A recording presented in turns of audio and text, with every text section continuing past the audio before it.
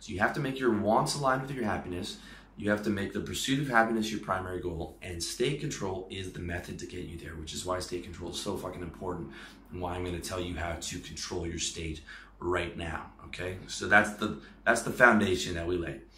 Now we're going to talk about the major thing that you need to do to control your state. The first thing that you need to do is mindfulness, all right?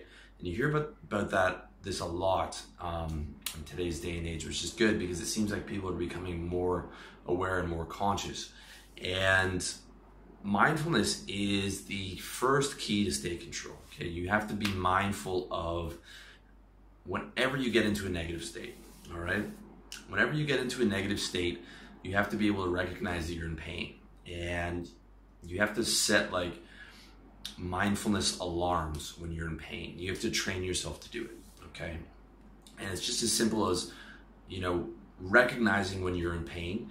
And because like if you're the pursuit of your happiness, if you take the vow as seriously as I do, when you're in pain and you're suffering, you're gonna hold everything, okay? It's like the assembly line. It's like, hold up, something is wrong. I'm suffering here.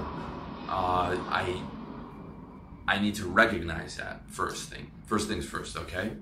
I have mindfulness triggers for whenever I'm suffering now. That mindfulness trigger might occur right away, might occur instantly, or it might take me 10 minutes or something. But it is very, very rare for me to be in pain for an hour and not be mindful of it, okay? Because I've trained myself to do that. With happy states, it's different. With happy states, I just go with the flow.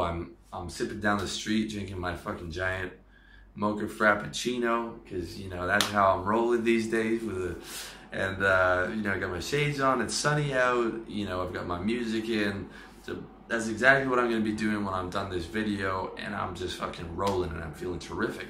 So I'm not super focused on being mindful when everything's going well. I'm just enjoying it, going with the flow, you know, living. However, when something goes wrong, okay, then it's hold the phones. Let's set the alarm. What's going on here? Okay, that's when the mindful trigger activates. All right, and the mindfulness the alarm goes off. But one thing you got to recognize is that there's a difference between like a negative sensation or negative thought and actually suffering or being in pain. Okay, so you got to make sure the mindfulness trigger is going off on the right thing. And I'll give you an example of like a negative physical sensation that doesn't actually hurt me. Like when I'm in the gym and I'm on the last rep of, you know, I use the V squat machine to protect my knees, and I'm squatting to fatigue, and I do slow squats. So I'm one rep for me is like 10 seconds up and down, and I'm not allowing myself to speed up or slow down. That's like a 10 out of 10. My legs are in pain. They're just burning. They're on fire. They're, you know, the negative sensations like a 10 out of 10. But I'm not suffering, okay? I'm not suffering. I'm actually enjoying it because I'm like, just one more rep and I break my personal best and I can go home happy because I did what I came here to do. And I know that at the end of this set, within 10 minutes or so, I'm gonna feel terrific because all those endorphins released and all that. And it doesn't actually cause me to suffer.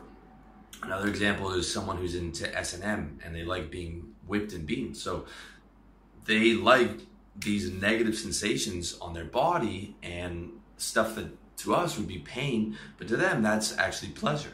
They're actually enjoying that. Okay, so the negative sensation does not necessarily mean that you suffer. The same with a negative thought. All right, if you watch your thoughts are just fucking yammering at you all day with nonsense. And sometimes it'll be a negative thought, like you're an idiot or like you're no good. But as long as you don't ascribe the feeling to that, it doesn't actually hurt you. It's only when you say, I'm an idiot, and you go into the feeling of like, oh my God, I'm such a loser, this and that. And that's when it starts to hurt you. But when it's just there, or you're lying down and you're meditating and you're just watching the thoughts go by, they don't actually have to hurt you. It's only when you've ascribed the feeling to it that it becomes suffering and it becomes pain.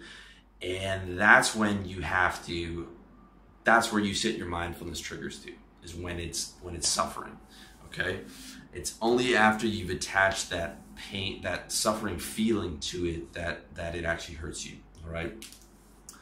And that's when you need to move into action. The first thing you need to do is ask yourself this question: what is wrong? Why am I feeling bad? All right, that's the first thing you need to do. Okay, this is where you need to identify where the pain is, what's happening, and what triggered you to get into that state. All right, why am I feeling bad? Once you figure out, okay, I have a stomach ache, or I'm having negative thoughts about my self-esteem, or my arm hurts or my back hurts, then you have to think, the next thing you have to do is, what do I do to solve this problem? Okay, you're always, the best thing you can do is be in that solution-based mindset, all right? Not in the, I have a problem and I'm gonna get upset and actually make it worse because I'm just gonna be like, I'm in pain and I'm upset that I have this problem and I don't wanna deal with this problem and I'm gonna get angry about this problem, okay? That's the worst way to approach it. The best way to approach it was the solution-based mindset, where it's like, okay, I'm upset, I have a problem, something is painful for me. How do I solve this? All right, how do I solve this? That's the key question that you need to ask yourself. All right. And for more information on the right questions to ask, you can check out, there's a video I did on how to feel better by asking yourself the right questions. And you can see the article on my website as well. And it's very, very, very important that you know how to ask that question and know how to identify those triggers. Once you identify the problem, how do I solve this? Okay. And the keys to this are creativity and vigilance. The vigilance of being able to do this every time you're in pain, okay? Because if you don't, you will just suffer more by not being mindful of it, and by enhancing your pain by getting angry or sad or depressed about it, okay? But with creativity, you can find a creative solution, all right? I'll mentally go through like a list of, and it'll be very quickly. Now it's like within a second of like 10 or 15 things, like what do I do? And then I'll come up with one, and then I'll try it out. I'll try it out like, okay, if I do this, will this make me feel better? Will it make me feel worse 2 hours from now? Okay, you know, like, okay, I could have 3 beers to make me feel better in the middle of the day. However, is that going to affect my state 2 hours from now? So there's all kinds of characteristics that I'm filtering it through.